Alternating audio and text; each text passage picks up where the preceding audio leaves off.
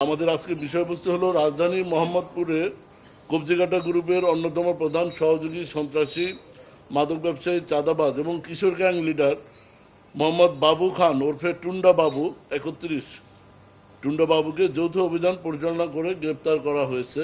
আমরা গ্রেপ্তার করেছি র্যাব 2 এবং র্যাব 6 যৌথভাবে অভিযান পরিচালনা করে আমরা গ্রেপ্তার করি। এটার বিষয়ে আমরা আরো বিস্তারিত অবহিত করব। আপনারা জানেন বাংলাদেশ আমার অহংকার এই স্লোগান নিয়ে আমরা র্যাব প্রতিষ্ঠালগ্ন থেকে বিভিন্ন ধরনের অপরাধীদের গ্রেপ্তারের লক্ষ্যে কাজ করছি। অবৈধ অস্ত্র, গোলাবারুদ, চাঁদাবাজ, সন্ত্রাসী, খুনি, ছিনতাইকারী, অপহরণ এবং প্রতারকদের গ্রেপ্তার করে সাধারণ জনগণের আস্থা অর্জন করেছে র্যাব ইতিমধ্যে। এছাড়া মাদকের ভয়াল বিস্তার রোধে র্যাব নিয়মিত মাদক বিরোধী অভিযান পরিচালনা করে যাচ্ছে। আপনারা জানেন মাদকের চোরাচালান, চোরা কারবারি, চোরাচালানের রুট পর্যন্ত আমরা বিভিন্ন অভিযান পরিচালনা করি। 5 আগস্ট থেকে আজ পর্যন্ত র্যাব 2 মোহাম্মদপুর, ঢাকা, তার এওয়ার এবং এওয়ারের বাইরে থেকে আমরা 68টি বিদেশি অস্ত্র উদ্ধার করেছি।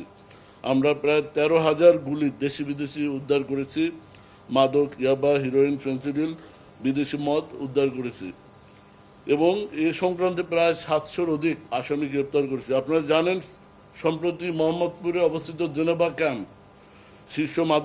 ক্যাম্পের শীর্ষ মাদক ব্যবসায়ী সন্ত্রাসী চাঁদাবাজ ভুইয়া সোহেল ওরফে বুনিয়া সোহেল এবং মাদক ব্যবসায়ী চুয়া সেলিম, এই 2 শীর্ষ সন্ত্রাসীকে আমরা গ্রেপ্তার করে আইনের আওতায় নিয়ে আসছি। এই জেনেভা ক্যাম্প একটি মাদকের স্বর্গরাজ্য ছিল। এই 2 টপ মাদক ব্যবসায়ীর পতনের পর মাদকটা অনেক নিয়ন্ত্রণ, জেনেভা ক্যাম্পে মাদক ব্যবসা এখন অনেকটা নিয়ন্ত্রণে।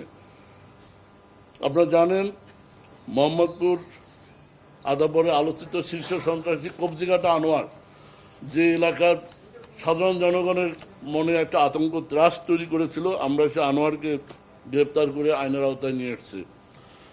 এরই ধারাবাহিকতায় গতকাল 2 জুলাই রাজধানী মোহাম্মদপুরের কবজিকাটা আনোয়ার গ্রুপের প্রধান সহযোগী, যার কথা বললাম,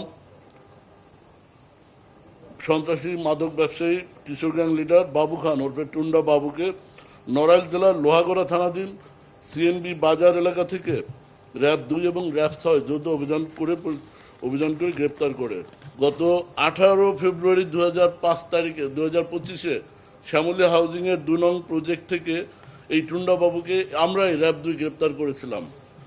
ওই সময় সামুরাই, ছুরি এবং কিশোর গ্যাংয়ের সদস্যের সাথে সে প্রায় শোডাউন করত। এই 2 তারিখে তার একটা শোডাউন ছিল এবং বিভিন্ন চ্যানেল তার এই যে চাঁদাবাজি সন্ত্রাসী কার্যকলাপের শোডাউনের ভিডিও নিয়ে আপনারা অনুসন্ধানী রিপোর্ট প্রকাশ করেছিলেন এবং এই রিপোর্ট ফুটেজ সামাজিক যোগাযোগ মাধ্যমে ভাইরাল হয়।